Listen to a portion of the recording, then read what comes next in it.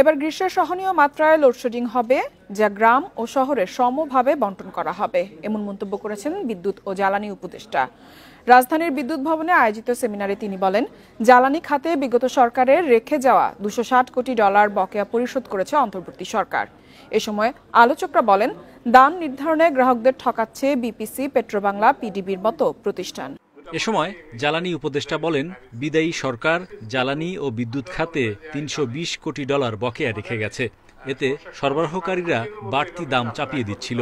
অন্তর্বর্তী সরকার বকেয়া $60 কোটি নামিয়েছে।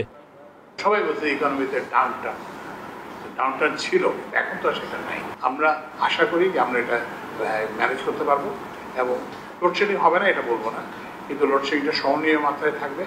আরেকটা হচ্ছে গ্রাম ও শহরের মধ্যে পার্থক্য থাকবে না।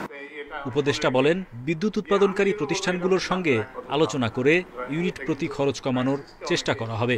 অপরচুনিটি হিসেবে দেখেন।